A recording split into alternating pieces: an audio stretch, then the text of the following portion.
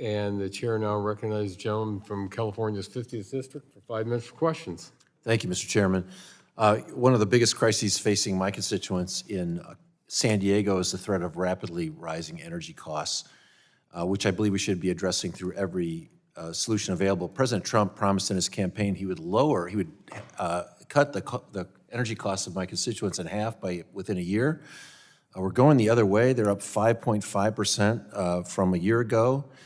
And unfortunately, the majority passed a reconciliation bill that's going to eliminate a lot of energy source and energy production.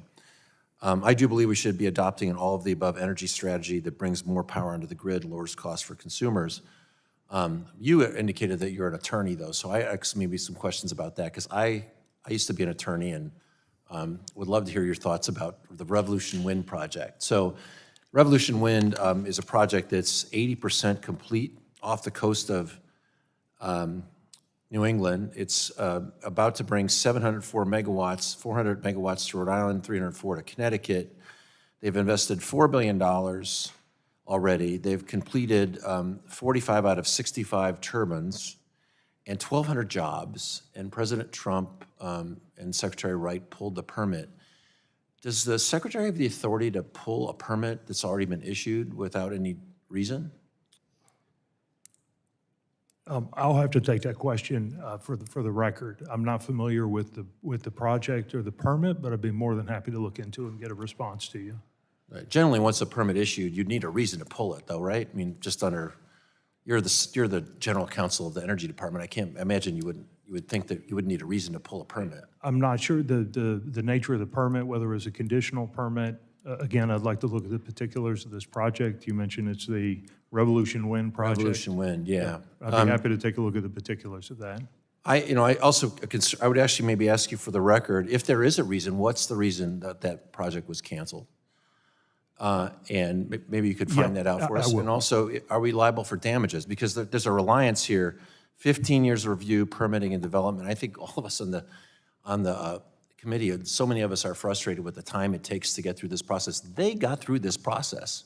They're 80% complete, and they got their permit, I believe, canceled because the president doesn't like offshore wind. And obviously, I think there's a lot of issues with that put us at risk. One is, first of all, it's not competitive. China installed 80 gigawatts of wind last year. We installed it as a country, 60 gigawatts of wind total. China's not doing it because they're climate warriors.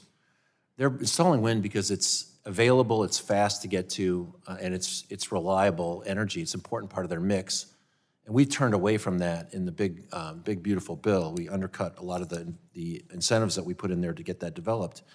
Also, the message it sends to investors when you do things like that, we cancel a permit that's already been issued, is that you can't rely on the rule of law that's always been a foundation of the entrepreneurial spirit here, the willingness to invest in the United States, the willingness of foreign governments, foreign companies to invest in the United States depends on that reliability, and we've undercut that. And so one energy investor told me that they view now investing in energy, renewable energy in the United States as if they're investing in Vietnam or Brazil. That's the kind of security they feel given what we've seen here. So I think it's a very serious concern. It's a legal concern.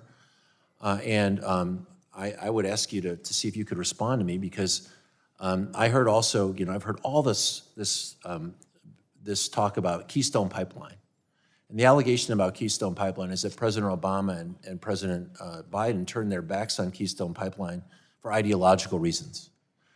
And that upset a lot of people, particularly the workers who wanted to build it. Well, now we sent 1,200 workers home because of ideological reasons. I think this is President Trump's Keystone Pipeline, and I think he needs to answer for it. So if you can help me, if there are any answers to these questions, I'd love to know what they are.